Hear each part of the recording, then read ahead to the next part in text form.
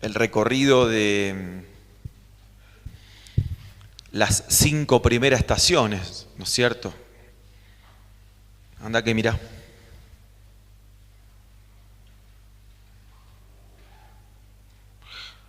Del proceso formativo y más que nada el recorrido del entrenador, ¿no?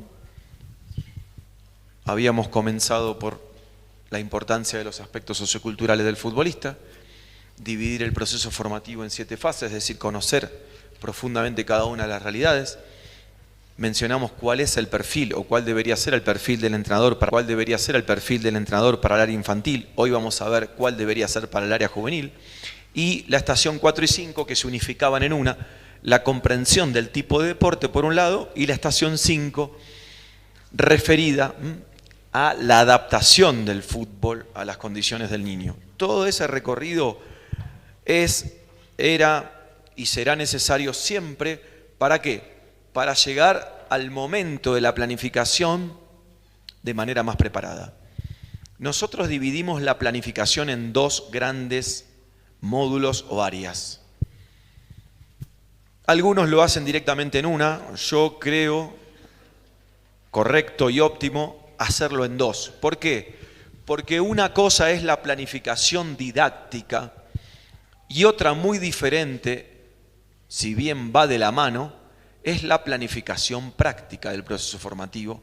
Y en esta exposición del día de hoy vamos a analizar cuáles son las diferencias entre una y otra y cómo la planificación didáctica es la madre de la planificación práctica y cuán necesaria es esa planificación didáctica. El término didáctico suena, si se quiere, un poco lejano a la realidad del fútbol, pero ya veremos que no es para nada así.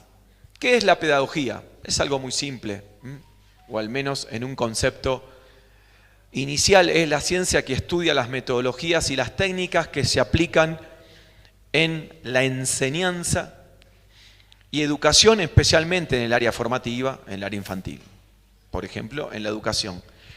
¿Y qué es la didáctica entonces? Bueno, la didáctica es una disciplina de la pedagogía que estudia ¿qué? Los métodos, las técnicas y las herramientas necesarias para un proceso de enseñanza-aprendizaje determinado.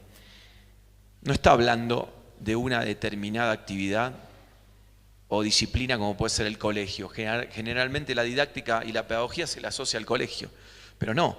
La didáctica, acá lo dice bien claramente la Real Academia Española, es una disciplina que se desprende de la pedagogía que estudia los métodos, las técnicas y las herramientas para un proceso de enseñanza-aprendizaje determinado. ¿Cuál es nuestro proceso de enseñanza-aprendizaje determinado? El proceso formativo del fútbol. Entonces, ¿cuál sería la didáctica del fútbol formativo? Bueno, justamente, ¿no? Es el estudio y la implementación de los principios, objetivos y métodos de enseñanzas adecuados para alcanzar un óptimo proceso formativo del fútbol. Eso es la didáctica o la planificación didáctica del proceso formativo.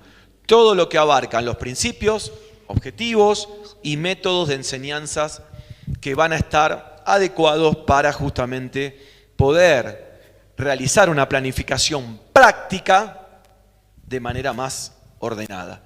Por eso digo, galeteo, que la planificación didáctica es de alguna forma la base de sustentación metodológica de lo práctico. Para programar una óptima planificación práctica, es decir, lo que voy a hacer en el campo, debo entender muy bien la planificación didáctica. ¿Y en qué consiste la planificación didáctica? Principalmente en 5 pasos. El primero es el estudio del perfil integral de cada fase.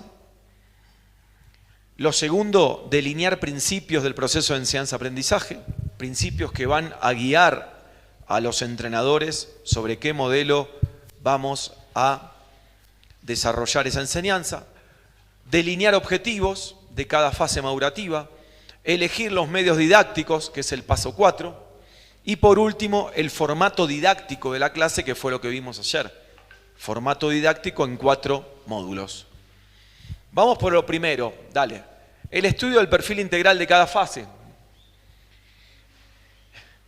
Vamos a analizar cómo cada fase madurativa tiene realidades diferentes en estas 5 variables ya reiteradas, ¿no? Lo técnico, lo táctico, lo físico-motor, lo cognitivo y lo socioafectivo. Adelante.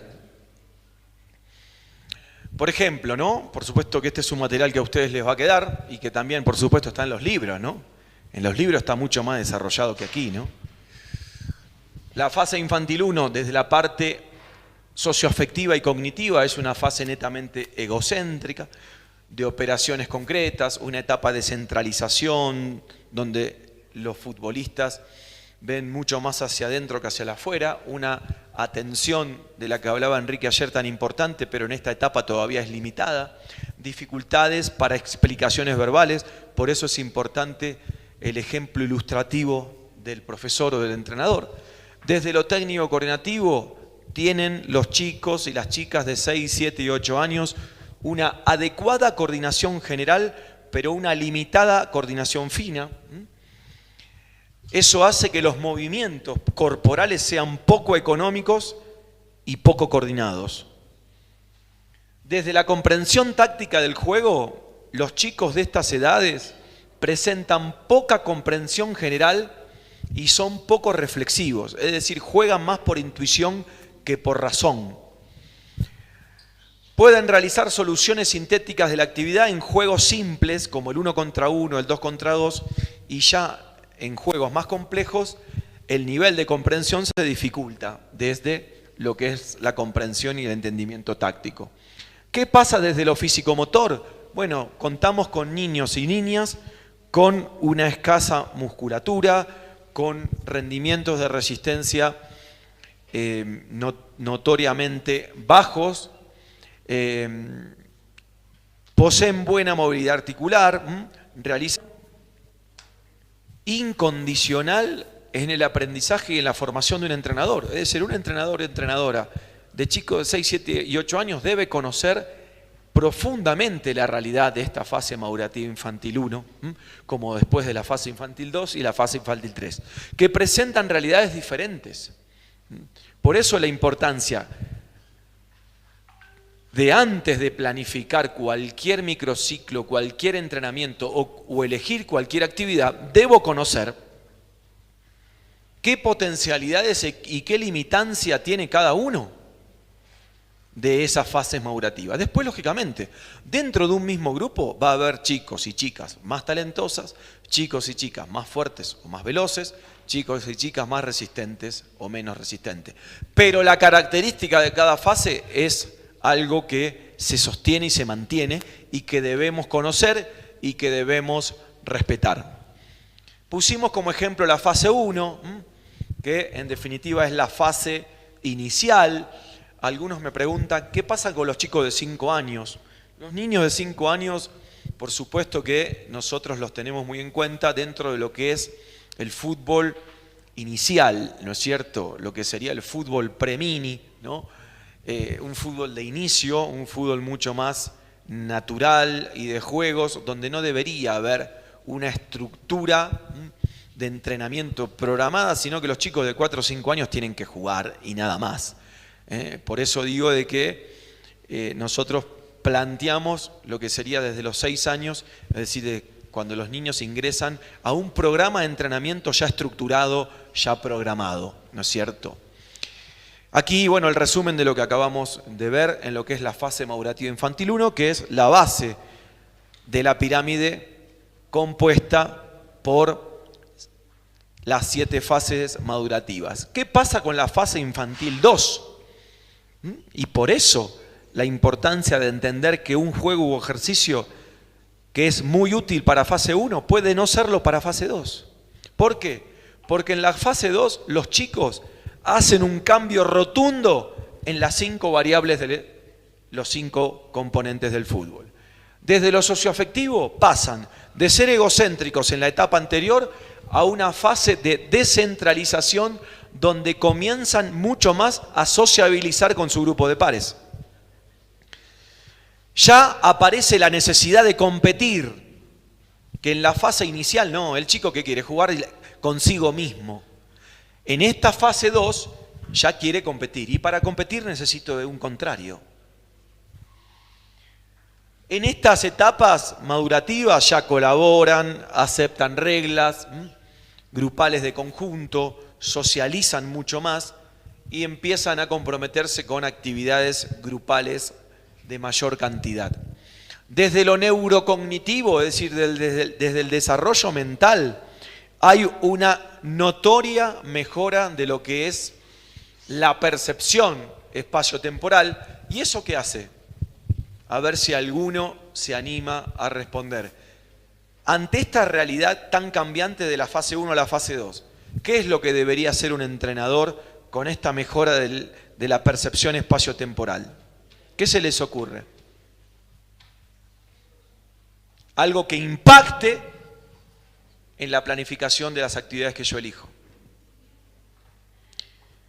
Si optimiza la mejora de la percepción espaciotemporal, está capacitado para elaborar acciones en un espacio de acción más amplio, de analizar acciones con mayor cantidad de participantes. ¿Y eso qué hace? Y bueno, que pasamos del 1 contra 1, del 2 contra 2, a juegos más siempre reducidos, pero más amplios, de mayor cantidad de participantes y de mayor nivel de complejidad. Simple.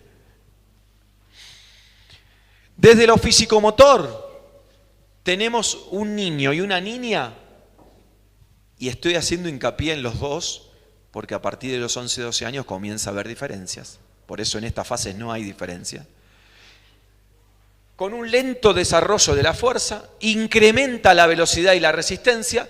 Por supuesto, niveles de resistencia que todavía hace que no pueda ese niño o niña sostener actividades de alta intensidad y de mucha duración. Poseen gran flexibilidad. ¿Y esto en qué impacta? En lo que les decíamos del calentamiento. No tiene ningún sentido a chicos de 8, 9, 10, ni mucho menos de 6, 7 y 8 años, aburrirlos y hacerles perder tiempo con la elongación. No tiene ningún sentido.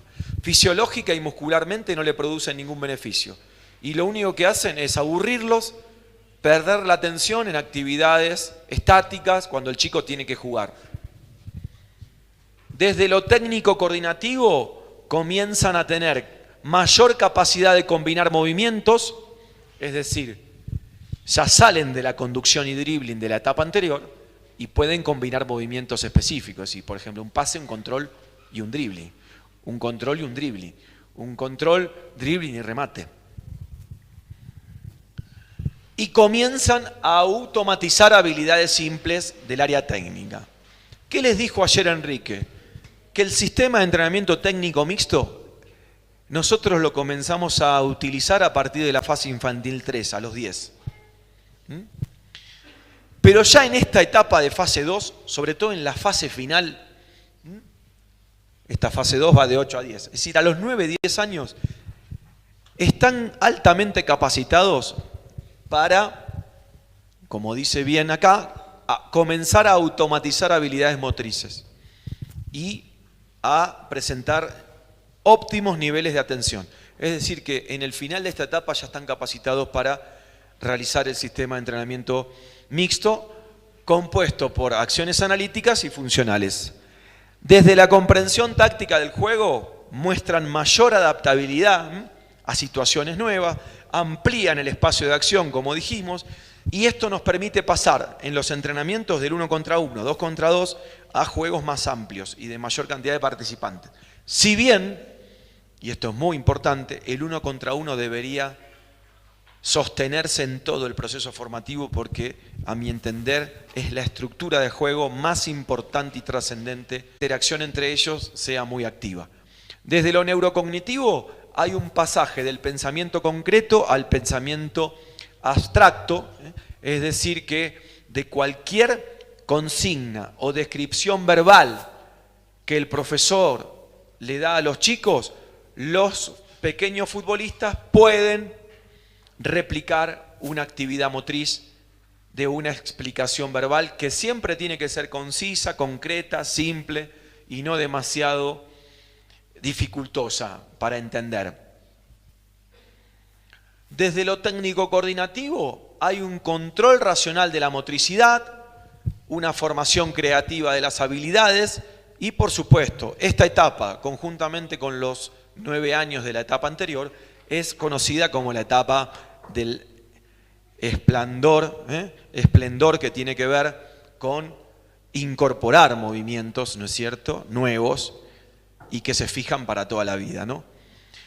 Desde la comprensión táctica del juego, ya estamos con chicos y chicas que poseen una excelente anticipación, elaboración y toma de decisiones, es decir, que pueden ser estimulados con entrenamiento situacional de mayor nivel de complejidad, como es el 7 contra 7, el 9 contra 9, y como les decía Enrique, en la fase final de esta etapa 3, de esta etapa madurativa 3, ya están muy bien predispuestos para lo que es la inserción al fútbol 11 contra 11 en un sistema táctico 4-3-3 que a nuestro entender es el más aconsejable desde un ordenamiento para que estos chicos de fase 3 comiencen a utilizar.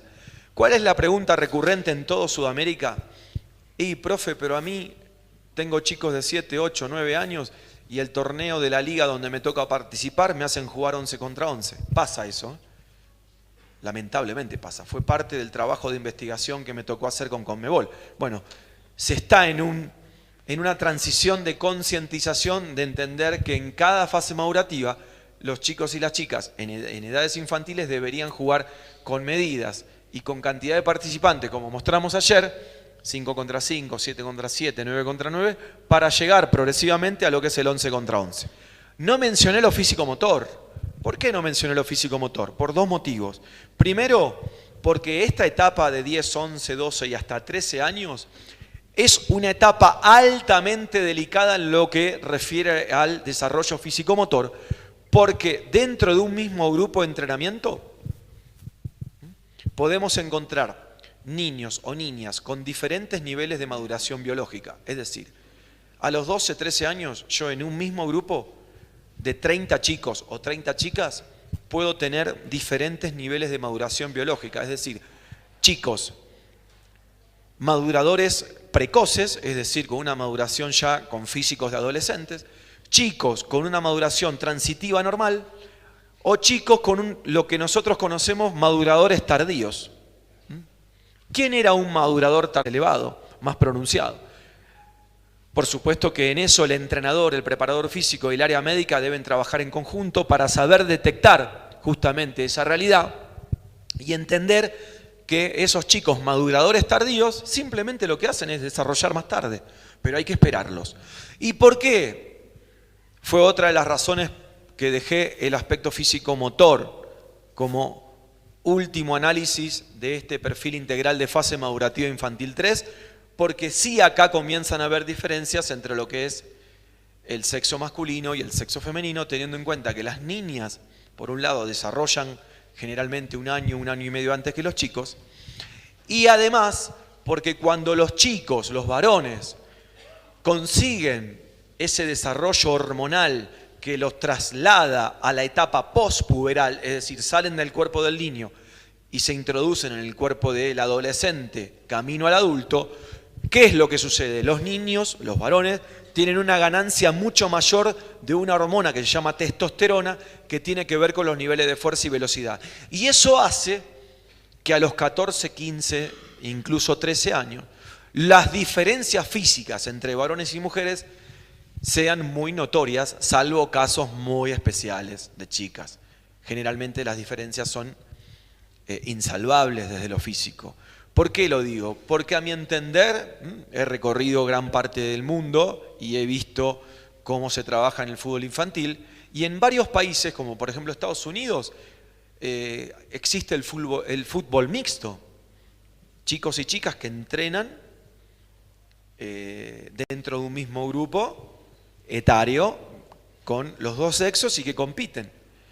De repente en países como Argentina, donde hay un gran desarrollo del fútbol masculino, hay ligas masculinas y ligas femeninas. Pero me ha tocado ir a República Dominicana hace 2 meses y me he encontrado con la sorpresa que recién allá las ligas están comenzando y en la Liga del Este, que es una liga muy importante que está recién ahora creciendo, hay una o dos chicas por equipo.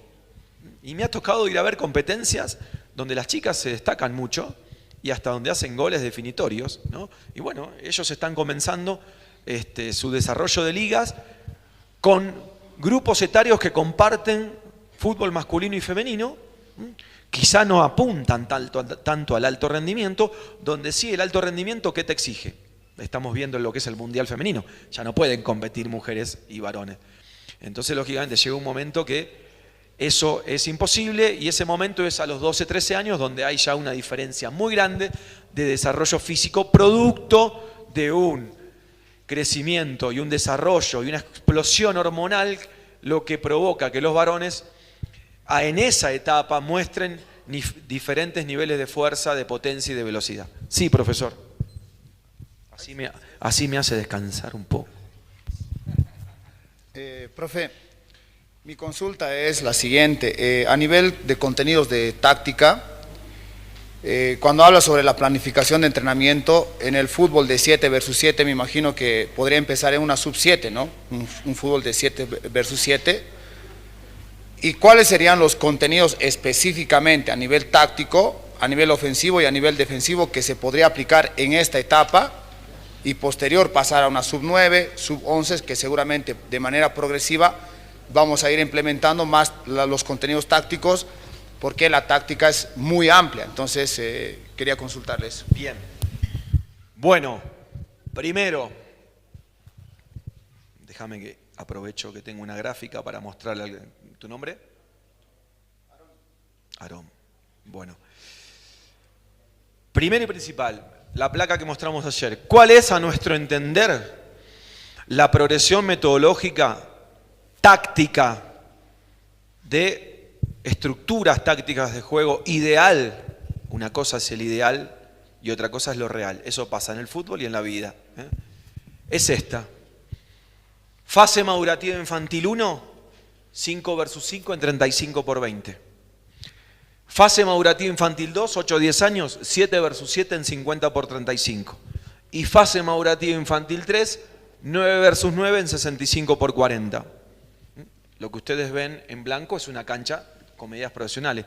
Fíjense, 35 por 20, ¿cuánto es, secretario Teo? ¿Cuánto es 35 por 20, secretario Teo? 700 metros cuadrados. ¿Cuánto mide una cancha en metros cuadrados, secretario Teo? 100 por 70. 7.000 metros cuadrados. Es decir, fíjense que nosotros hablamos de una cancha de 700 metros cuadrados para chicos de fase infantil 1, cuando los profesionales juegan en 7.000. Es decir, que los chicos deberían jugar en un 10% de lo que es la cancha profesional. Y en muchos lugares de Latinoamérica siguen jugando en 11. Parte de tu respuesta está respondida y ahora voy a las nociones tácticas. Pasamos después en 8 o 10 años en 50 por 35 y 10, 12 años 65 por 40. Ya a los 13 deberían estar capacitados para jugar en 100 por 70. Ya está la inserción. Ahora bien, ¿qué nociones tácticas se desarrollan en cada una de estas fases madurativas? No qué sistemas tácticos. Lo dejó claro bien Enrique. Una cosa es la idea, el modelo, los sistemas. Para nuestro entender, de los 13 a los 20, los chicos tienen que experimentar la mayor cantidad de sistemas tácticos. En eso me contrapongo totalmente con el modelo estructurado de Seyrulló, que propone solamente un modelo de juego que es el 4-3-3. Una locura total. ¿Por qué? Porque le estoy prohibiendo a los futbolistas el enriquecerse con diferentes sistemas de juego. Por eso digo, mucha atención con los modelos que viajan del viejo continente, que nos han aportado muchas cosas y también nos han confundido, como lo hablábamos ayer con Félix. Ahora bien, dentro de estos formatos de competencia, de estos formatos de juego, tiene que haber un ordenamiento táctico. Es lógico, no pueden jugar los pibes como quieran corriendo atrás de una pelota, ¿no es cierto? En este caso pueden jugar 2-1-2, acá pueden jugar con 3 defensores, 2 y 2, acá en el 9 contra 9, 3 defensores, 3 mediocampistas y 2 atacantes. Eso puede ir variando, pero tiene que haber un ordenamiento. Pero lo más importante, más allá de esos ordenamientos que vendrían a ser sistemas tácticos originarios, ¿no es cierto? En cada una de esas etapas también los chicos comienzan a incorporar nociones que yo no diría principios tácticos, sí nociones de juego. Si quieren no lo llamen táctico. Es decir, que a los 12, 13 años ya debería ser el fútbol 11 contra 11. Sí. ¿Desde qué edad es conveniente ayudar enseñar el fuera de juego? Bien. Excelente pregunta. Fase madurativa infantil 1, por eso digo, en los libros está todo y acá hay muchas cosas que no podemos en 2 horas o 1 hora expresar. Acá no hay fuera de juego, ¿está? Acá tampoco hay fuera de juego. Y acá sí comienza a existir lo que es el fuera de juego, en la etapa previa a la inserción al juego 11. Exactamente, ahí. Antes no tiene sentido por las dimensiones del campo del juego. ¿Y por qué? A ver si ustedes analizan por qué. Porque el fuera de juego es una regla de un nivel de complejidad cognitiva muy alta. Entonces yo no puedo introducir a un chico de 6, 7 años en una regla de fuera de juego o de offside. A los de 8, 9, 10 tampoco, tienen que jugar. Y además no se justifica la dimensión del campo, la aparición de esa regla. Sí aquí, ¿por qué? Y porque yo ya tengo que prepararlos para lo que va a venir, que es el fútbol 11 contra 11. Porque si acá no aparece la regla del fuera de juego y luego los introduzco en el 11 contra 11, lógicamente van a decir, bueno, es una regla que no estaba dentro de lo que es el proceso de formación y nosotros no debemos olvidar que además de entrenar tenemos que formar. Paso 1, el estudio del perfil integral. Paso 2, dale, vamos a acelerar. Los principios. Hoy Enrique les dijo, y ayer también, y por mi lado, si me escucharon con atención, fui muy atento a transmitir esa idea, que nosotros no le vamos a decir a un entrenador en el área juvenil con qué sistema táctico entrenar. De la misma manera en el área infantil, nosotros no somos de la idea de decirle o de darle una sesión de entrenamiento programada. Bueno, esto es lo que tenés que hacer. O estas actividades son las que tenés que hacer. No. ¿Por qué? Porque le quitamos creatividad, impronta, le quitamos libertad al entrenador, que es lo más lindo que tiene. Planificar, programar conjuntamente con su cuerpo técnico una sesión de entrenamiento, un microciclo. Ahora bien, ¿cuál es nuestra función desde la coordinación? Crear un modelo de entrenamiento, una idea que en el fútbol infantil de los 6 hasta los 13 años, y en el fútbol juvenil lo mismo, ya vamos a ver cuáles son los principios del fútbol juvenil, se respeten ciertos principios independientemente luego de qué, independientemente de los ejercicios o actividades que elijan. ¿Qué hacen los principios? Como yo les decía ayer, los principios es el marco metodológico, el marco de una pintura. Imagínense la Mona Lisa de Leonardo da Vinci en el Museo Louvre de París. Lo más importante que es la pintura. Ahora, el marco es hermoso. Bueno, nosotros ponemos el marco metodológico, la pintura la tienen que poner ustedes. ¿Cuáles son esos principios? Supongamos que acá estamos en la reunión inicial de pretemporada, Enrique Borrelli, director general, yo coordinador del área de metodología, preparación física. Bueno, señores, cuerpo técnico de fútbol infantil, estos son los 11 principios que van a regir nuestras planificaciones. Dale una, tac. Desarrollar sentido de pertenencia e identidad con el club. Dale 2. Formar futbolistas inteligentes con autonomía y decisión propia. Dale 3. Fomentar futbolistas con conciencia colectiva y no individual. Dale el 4. Formar futbolistas con sentido competitivo. Dale el 5. Entender el juego como herramienta didáctica esencial en el área infantil. ¿Qué estoy diciendo con este principio? Que si yo veo algún entrenador que manda a correr a los chicos, dentro de mi modelo no puede estar. Fíjense, con un principio. No le estoy diciendo qué ejercicio hacer. Simplemente le estoy diciendo entender el juego como herramienta didáctica esencial. El 6, estimular la técnica en un contexto dinámico situacional, pero también analítico. El 7, proponer entrenamientos de alta densidad y calidad situacional. El 8, adaptar los juegos a las posibilidades de cada fase madurativa. ¿Qué te estoy diciendo ahí? Estudia muy bien el perfil integral de cada fase, porque si yo voy a la cancha y después veo que planificaste un juego para chicos de 15 y tenés chicos de 10, bueno, indudablemente no estudiaste muy bien la fase madurativa. Lo 9, desarrollar las cualidades físicas por medio de actividades situacionales y analíticas, que es lo que mostramos en cancha tanto ayer como hoy. Fútbol infantil, juvenil la cosa cambia. Orientar el estilo de entrenamiento hacia una didáctica que favorezca la iniciativa y la inventiva. Y por último, algo que es muy pero muy importante, que tiene que ver con esto. Nosotros le tenemos que brindar la convicción a los niños y a las niñas que todo lo que estamos haciendo le va a servir para competir. No que lo que estamos haciendo lo estamos realizando por hacer y nada más. No, todo tiene que tener un sentido, todo tiene que tener un objetivo. Cada cosa que hagamos tiene que tener una explicación. Los niños y las niñas tienen que formar parte de su propio proceso formativo y enseñanza-aprendizaje. No podemos decir, hace esto y nada más. No, le tenemos que explicar qué es lo que vamos a hacer, cómo lo vamos a hacer y por qué lo vamos a hacer. Fíjense que es simple. ¿Cuánto tardé en mencionar los principios, Teo? ¿Cuánto tardé? ¿3 minutos? ¿4? Estos son los principios. Los ejercicios los ponen ustedes. Ahora, ¿nos podemos salir de esto? No. ¿Por qué? Porque este es nuestro pensamiento. ¿Y cuál es? Exacto, estos son los pilares o principios. ¿Y cuál es, para cerrar acá si se quiere, y ya le doy la palabra a Enrique en 5 minutos, el 12º principio, que lo vamos a ver un poquito más desarrollado? La conformación de la sesión de entrenamiento en 4 módulos, que lo vimos ayer. No lo menciono mucho porque ya lo vimos. Entonces nosotros le decimos, miren, la sesión de entrenamiento del área infantil queremos que tengan 4 módulos, como los vimos ayer. Módulo introductorio, módulo técnico coordinativo, módulo de juego situacional con juegos cortos y con poco participante, y el juego colectivo de competencia final. Eso queremos que lo respeten. Y queremos que respeten esos 4 módulos con estos 11 principios. Miren qué simple y qué difícil. ¿Por qué? Porque cada uno tiene una idea, pero esa idea tiene que cerrarse y centrarse dentro de lo que es, lógicamente, ¿cuál sería el camino didáctico correcto en el área infantil?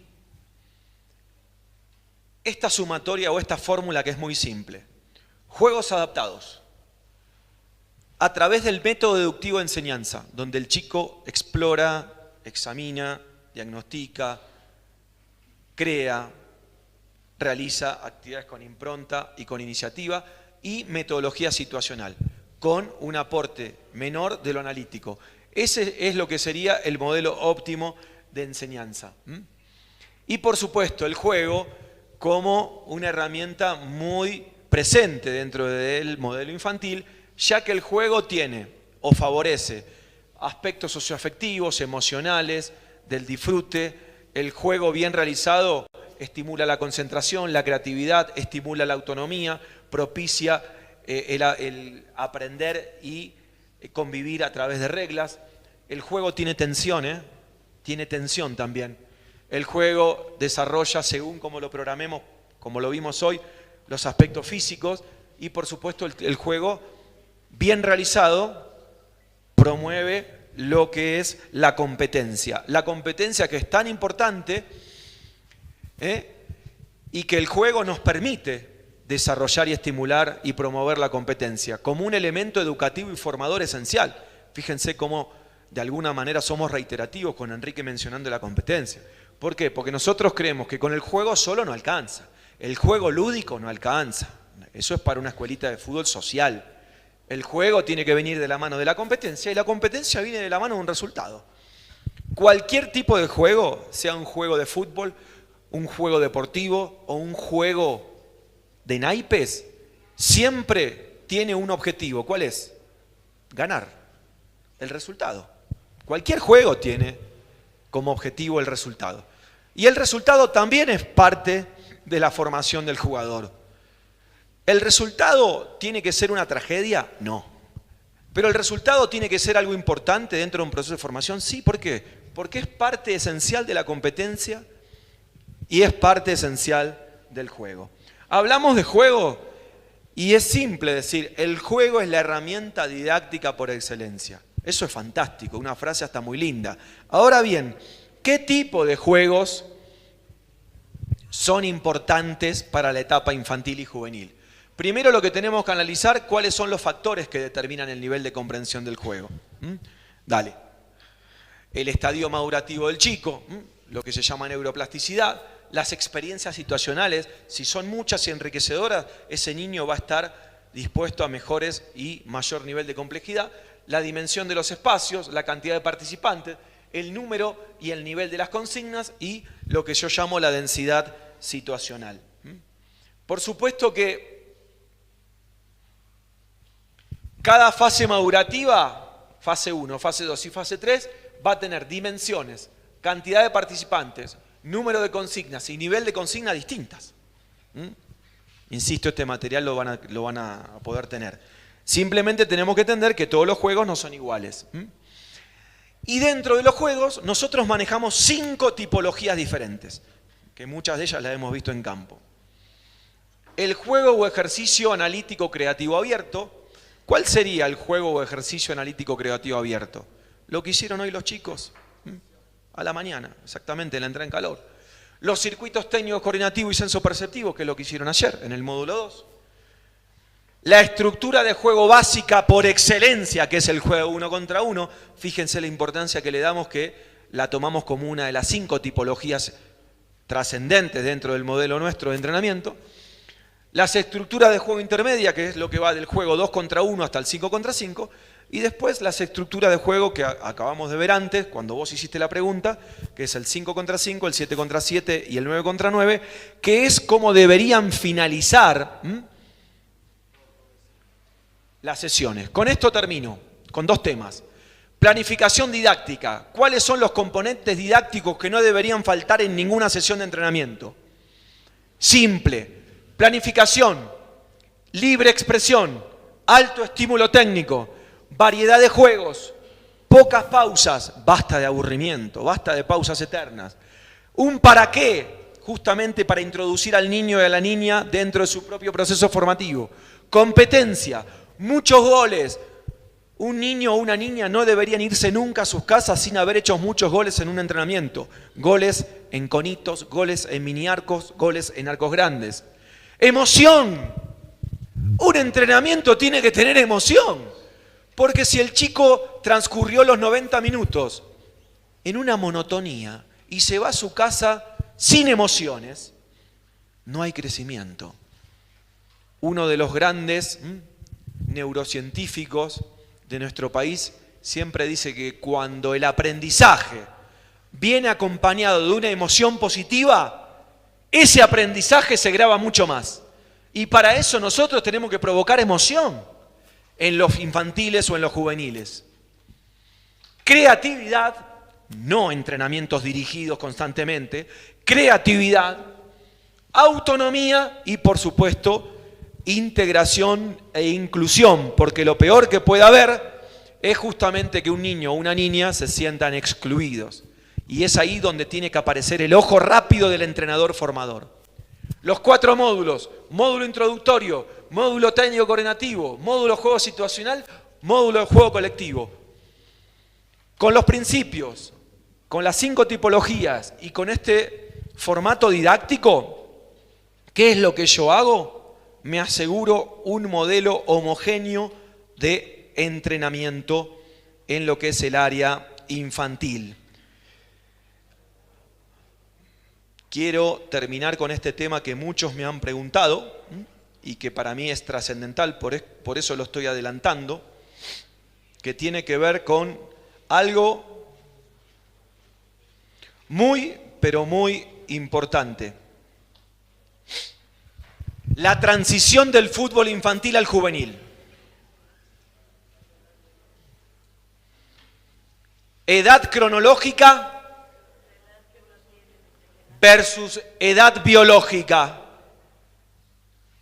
Entre los 11 y los 15 años, hay una franja grande, dentro de un mismo grupo etario, es decir, dentro de un mismo grupo con la misma edad de documento, podemos encontrar diferencias físicas notorias. Y cometemos muchos errores de programación, muchos errores de entrenamiento, muchos errores de lesiones y muchos errores en la elección técnico-táctica. ¿Por qué? Porque generalmente el entrenador, ¿qué es lo que hace en forma natural? Discrimina, entre comillas, ¿no? Deja de lado al menos desarrollado. Lo que les decía con Patito Rodríguez, que por suerte teníamos grandes entrenadores que nos entendían y que decían, que les decíamos, mira Enrique, ojo, Patito Rodríguez, los estudios de maduración biológica hablan que tenemos un chico de 14 años pero un físico de 12. Entonces hay que esperarlo. Bueno, ellos entienden, una generación de entrenadores preparados y lo esperamos. Pero antes de darle la palabra a Enrique, sí. ¿Saben quién es este? Está en el libro, ¿no? El que compró el libro lo va a ver y va a ver la explicación, no va a ver el nombre porque una cuestión de respeto no lo ponemos. Este es el arquero de la selección argentina, el Dibu Martínez, Emiliano Martínez. Arquero, después mírenlo bien. Fíjense cuando lo fichamos nosotros en Independiente. Con respecto al número 10 de la misma categoría 92, cuando hablamos de edad cronológica y edad biológica. Tomamos esa foto hace, ¿cuánto? Sí, muchos años. Fíjense el ejemplo contrario. Javier Zanetti. Javier Zanetti, mucho antes que nosotros vayamos a Independiente, fue dejado libre de Independiente, club del cual es hincha fanático, porque a los 15 años era muy flaquito, no había desarrollado. ¿Qué era Javier Zanetti? Un madurador tardío. Había que esperarlo. Entonces, ¿qué pasó? No, muy flaquito. Lo tocan y se cae, no puede jugar. Lo dejaron libre. Fue a Talleres de Remedio Escalada. En esta etapa pre y postpuberal, ¿por qué? Porque en esta etapa hay una disparidad en lo que es la maduración biológica, hay un despegue hormonal a través de la hormona testosterona que cuando aparece, Teo tiene 13 y yo tengo 13. Le aparece a Teo antes que a mí y Teo en un arranque de 20 metros me saca 10. Y yo me siento disminuido, pero yo también voy a tener ese despegue hormonal en algún momento. Por eso hay que explicárselo a los futbolistas. Hay una reconstrucción del esquema corporal. ¿Por qué? Se alargan las palancas, crece mucho a nivel óseo. Me incordino. ¿Qué pasa? Hay un acortamiento, pérdida de flexibilidad, pérdida de coordinación y momentáneamente hay una merma de la técnica. Pasa mucho en los chicos de 10, 11, 12 años, que eran unos fenómenos técnicamente, y a los 13, 14 se produce ese despegue y el técnico te dice, profe, me lo estás endureciendo. No, es un proceso biológico, ¿no es cierto? Por eso digo la importancia que el entrenador hoy se forme como ustedes se están formando, independientemente si son profes, preparadores físicos o técnicos. Este es un test que se hacía hace un tiempo, de hecho nosotros lo hicimos, ¿no es cierto? Por ejemplo con la categoría del Kun Agüero, categoría 88, cuando el Kun tenía 12, 13 años, que a través del vello pubiano los médicos nos decían qué estadio madurativo tenían los chicos. Entonces una categoría de 30 chicos me decían, mira profe, estos 5 están en un estadio madurativo nulo, 1. Estos 10 están en un estadio 3, desarrollo medio. Estos 7 están en un estadio de desarrollo completo. Kun Agüero, por ejemplo, a los 13 años ya tenía un físico de 16. Dale una más. Por eso yo, con esta categoría, que fuimos campeones de AFA, primer torneo oficial que ganó el Kun Agüero, fue en la prenovena división de Independiente, una final con River, 2-0 en cancha de Atlanta. Este futbolista, el arquero y el número 5 tenían un desarrollo madurativo completo. Es decir, eran chicos de 13 años, pero con un físico de 15 o 16. ¿Qué hacía yo con esos futbolistas? Bueno, podía realizar tareas de fuerza con carga importante, pero ¿por qué? Porque estaba basado en un estudio científico. ¿Me miraban como un loco? Sí. La realidad es esa. Imagínense, año 2001. Entrenar con pesas con chicos de 13 años parecía poco menos que el doctor Frankenstein yo. Pubiano del chico, entonces dejamos de hacerlo, había que pedir permiso a los padres, ir a meterse en un lío, por suerte nunca tuvimos un problema. Pero además apareció el estudio de maduración biológica de Midwall, que a través de un estudio de 5 minutos, donde el médico, en este caso en Argentinos Juniors, etapa que estuvimos con Enrique también, le toma la talla sentado, el peso, la fecha de evaluación y la edad cronológica justa. A través de estos 5 datos que el médico lo toma en menos de 5 minutos, a las 2 horas yo tengo en mi computadora el índice madurativo del chico, si es madurador tardío, medio o precoz, lo cual me sirve para armar grupos homogéneos, para armar grupos de entrenamiento. Me da el pico de velocidad de crecimiento, es decir, cuándo ese chico va a estar preparado para insertarse en tareas de fuerza, que es fundamental, y además me da un dato clave, la predicción aproximada de talla adulta con un margen de error de 5 centímetros para arriba, 5 centímetros para abajo. Nos sirve muchísimo para puestos específicos como es el arquero o los marcadores centrales. Vamos terminando. Fíjense, eso fue una foto de argentinos, esta es una foto aún más antigua. Nosotros venimos haciendo el test de Midwall desde el año aproximadamente 2009-2010. Esta es una foto de Independiente. Esta es la tabla estandarizada. La evaluación de datos nos permite a nosotros ver la veracidad de la evaluación. Es decir, ya tenemos prácticamente 12, 13 años de experiencias en este tipo de estudios que se hacen 3 veces al año. Dale. Entonces, la gran pregunta que me han hecho en estos 2 días es una de las tantas, pero ha sido una pregunta recurrente. Profe, ¿cuándo comienzan a entrenar la fuerza ustedes? Muy temprano. ¿Por qué? Porque la fuerza es una cualidad física esencial para todos los deportes y el fútbol no es una excepción. La fuerza es la base de la velocidad, la fuerza es la base de un arranque, la fuerza es la base de una aceleración, de un cambio de ritmo, de un giro. La fuerza es la base de lo que es la resistencia de esfuerzos neuromusculares máximos, porque no alcanza con un futbolista que esté altamente preparado en cuestiones aeróbicas, sino que también tiene que estar muy preparado en las variables neuromusculares, y por eso la empezamos a estimular desde edades muy tempranas. Anda para atrás. Fase madurativa infantil 3. Con esta placa termino. Estudio de maduración biológica.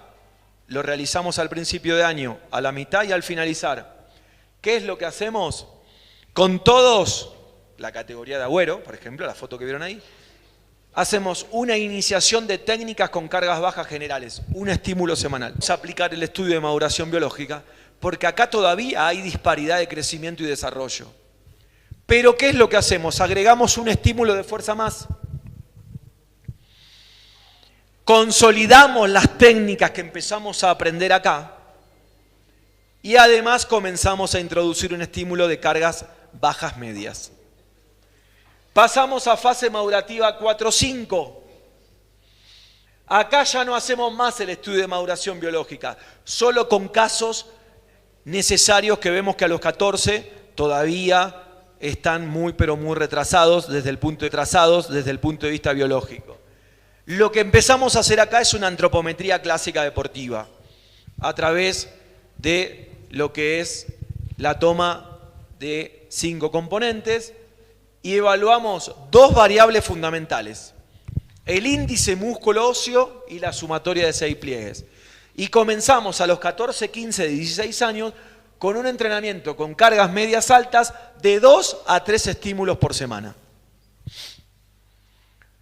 Fase madurativa 5-6, ya estamos hablando de 16, 17, 18 años. Bueno, el futbolista ya tiene que estar preparado. Y mucho más en países vendedores como Argentina, donde en esas edades puede venir la primera y te hace así, me lo llevo, o viene el presidente del club y dice, Enrique, lo tengo que vender, entonces el jugador tiene que estar preparado. Por eso acá hablamos de entrenamiento con cargas altas relacionadas a la fuerza, de 4 a 5 estímulos de la semana. 4 a 5 estímulos semanales, por supuesto, haciendo hincapié siempre en la fuerza protectora, el aparato de sostén, haciendo hincapié en la construcción muscular. Hoy, si ustedes ven los torsos de los futbolistas de élite, ya no hay más flaquitos.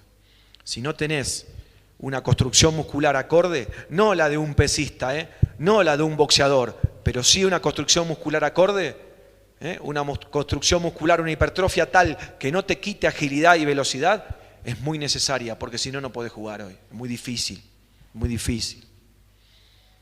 Y por supuesto, en lo que es fase madurativa 6, que ya estamos hablando que el futbolista tiene que entrenar como un jugador profesional o uno de primera.